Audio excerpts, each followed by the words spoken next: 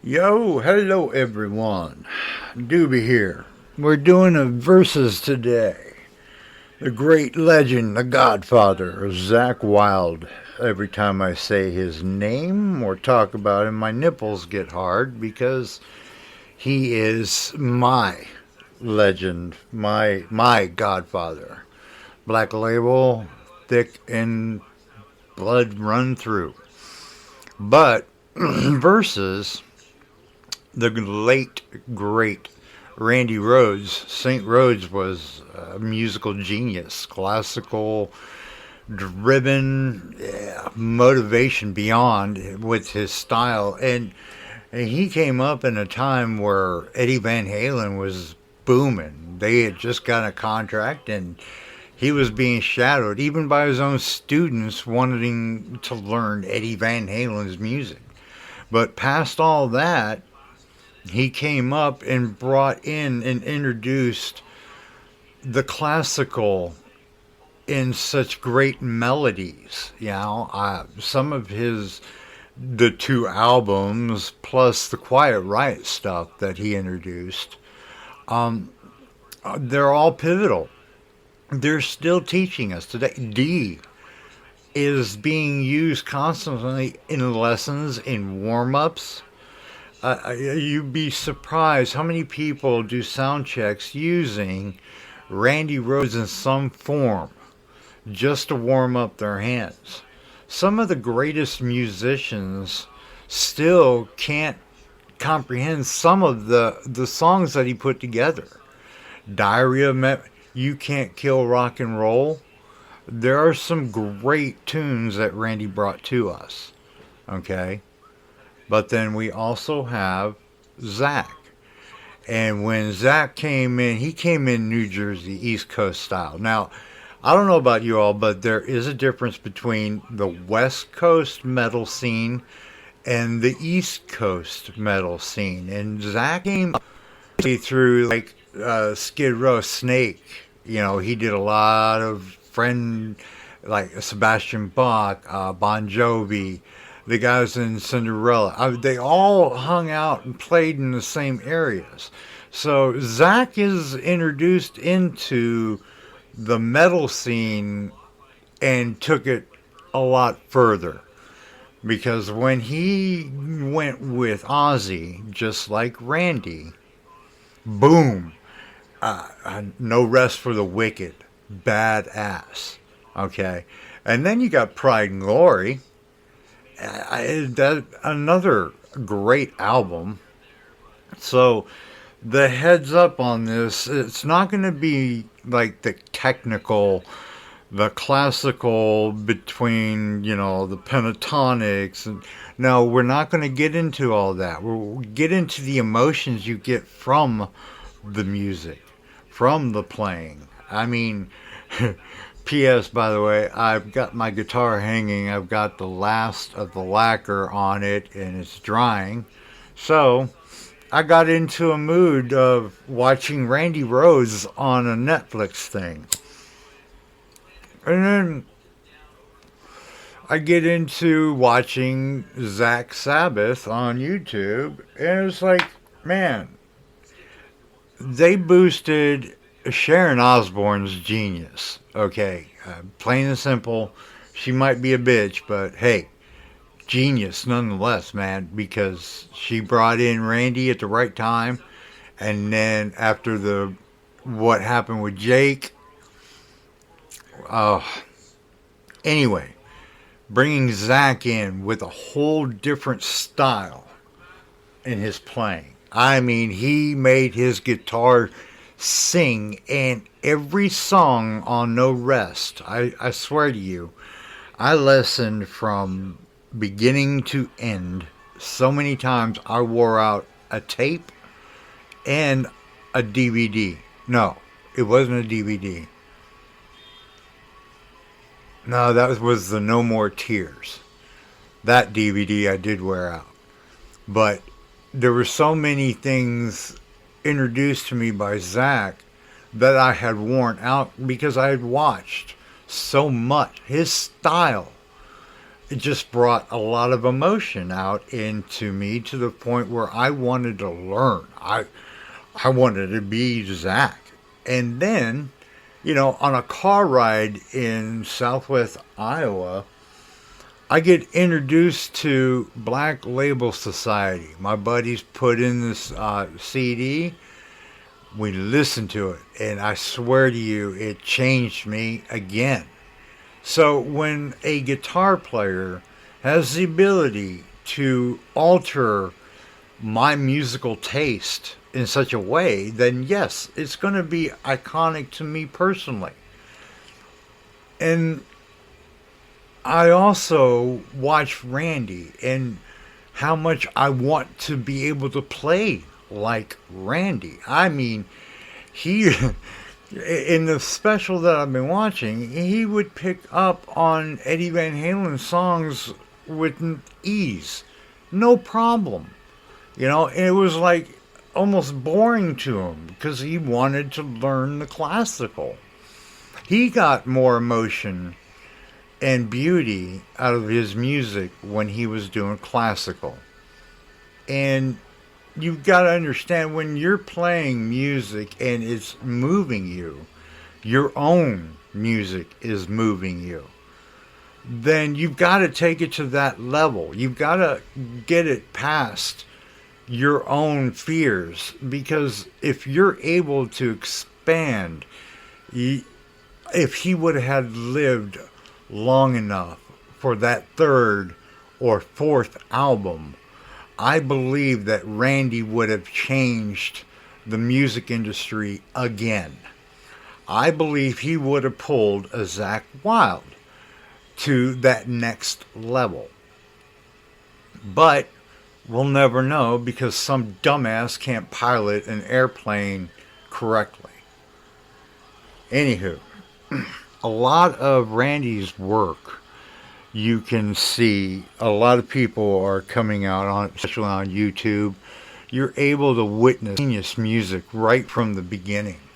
There are some live footage of some great, I wouldn't say techniques, but just watching him perform Crazy Train live.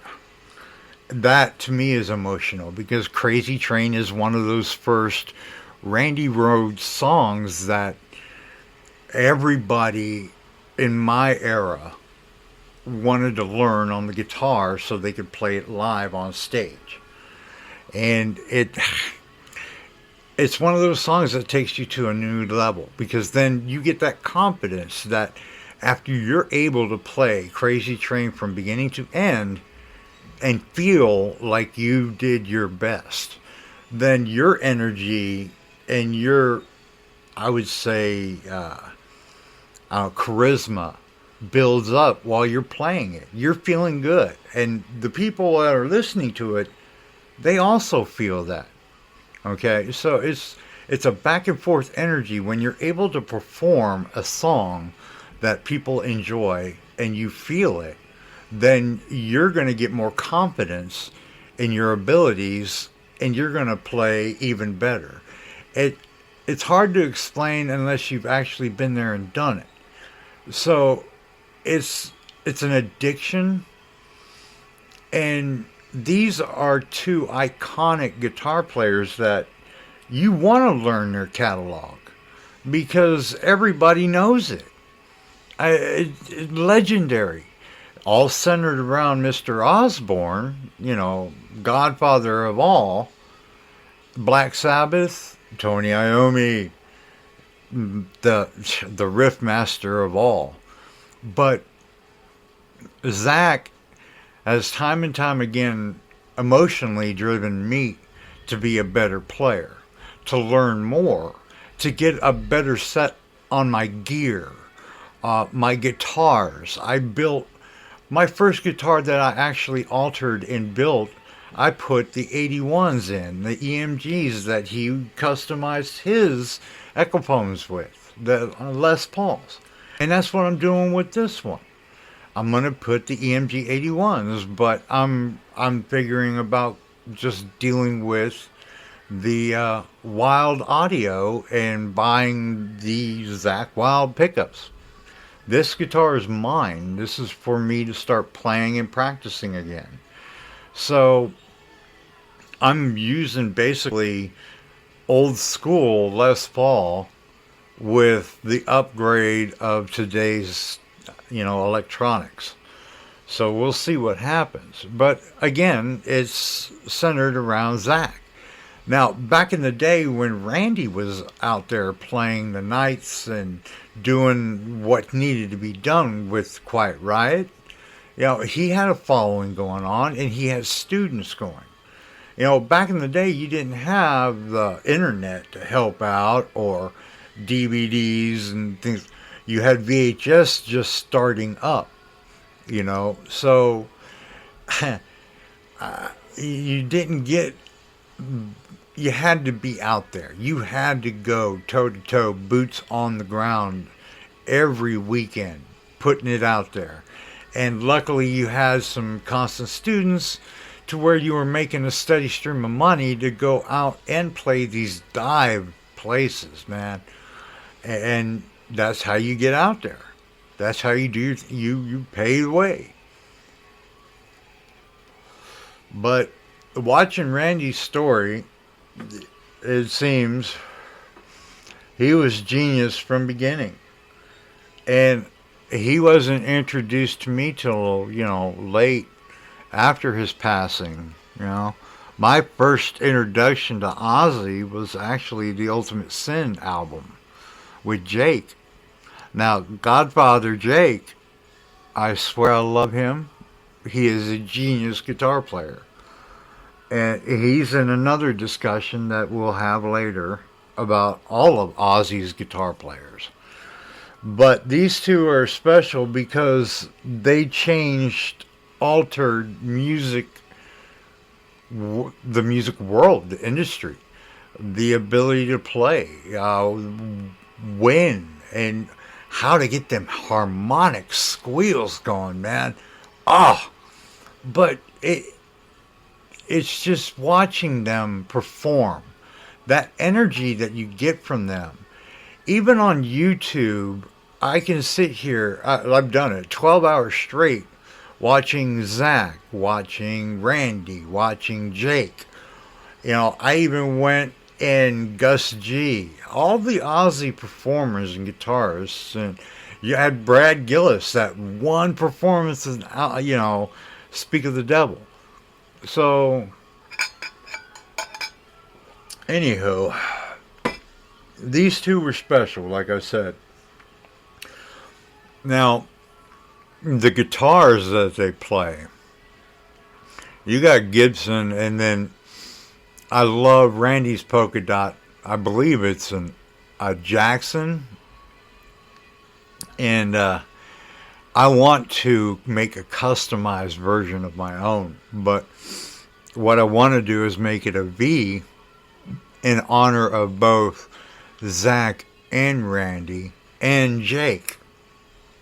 Those are the three most influential Ozzy musicians to date for me. So, I was going to make it a flying V, but the polka dots were going to be the circular bullseye and the cartel on the bottom. But it's hard telling what I'm going to do. But back to these two. Randy introduced a whole different style. They were part of that glam introduction to LA, them glam rockers. But you got Zakk introduced into a more metal driven, hardcore, in your face bullshit style, which, I love.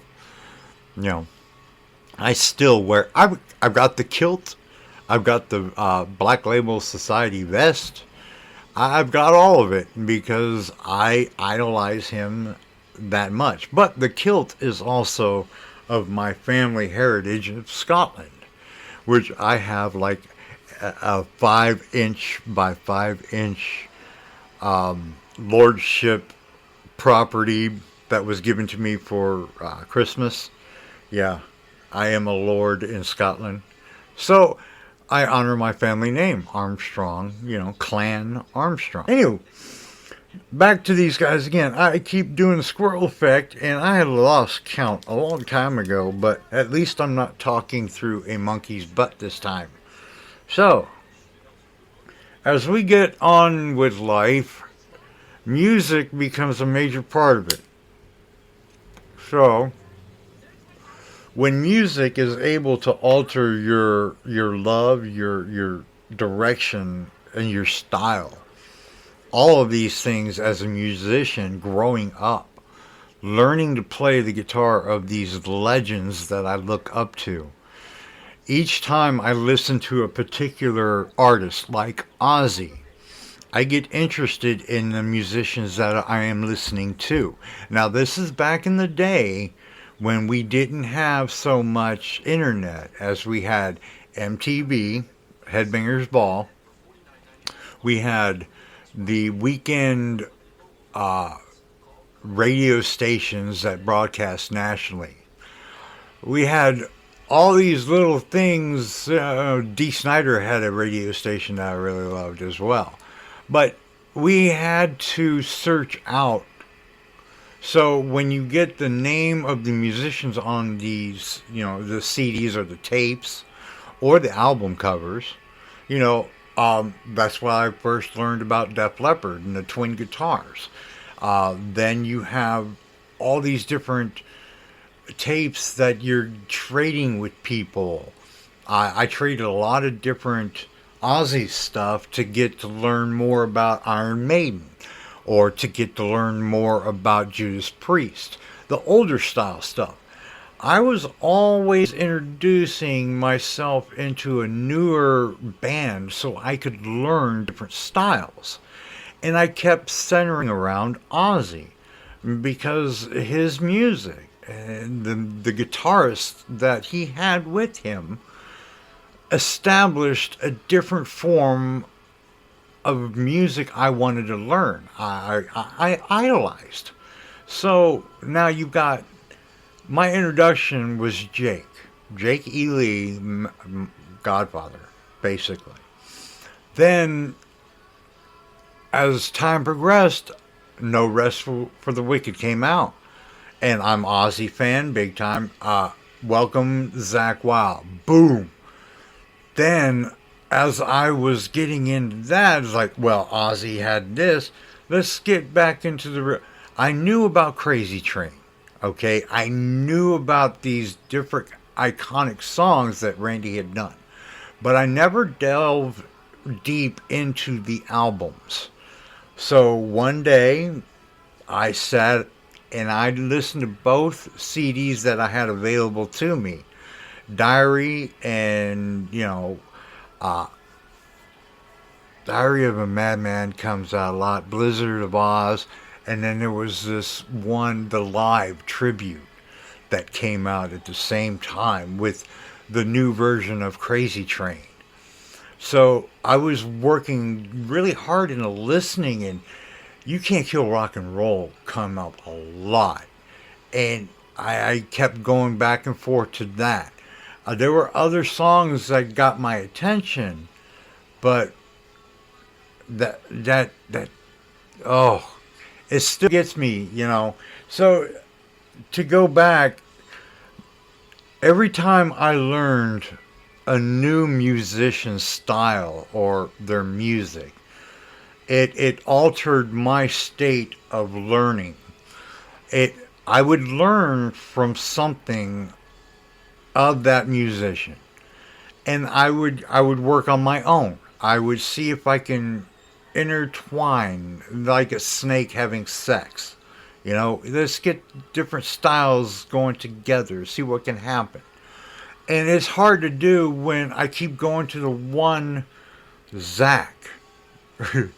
So this Versus is basically inner turmoil with me, my visions of what I want, because I'm getting back. Once my guitar is built, I want to get back into it. I have the handicap of losing my hands. So it is therapeutic for me, for my left hand, to start doing it. And I'll be doing a lot more rhythm than anything. So I've got to start working on that therapeutically. That's why I'm building my own guitar, and then I'll start working on more. But when I start learning and start dealing with my rehab, I'm going to go in and start learning these legends and icons that altered my music once before. So I'm going to see about getting it back into the swing of things. So the verses here is not anything bad at all. It's just my mental capacity of trying to deal with what I want to learn and what style of music I want to become part of. So, peace out and RIP CJ. Firehouse was a legendary group. He will be missed. Peace out, Doobie.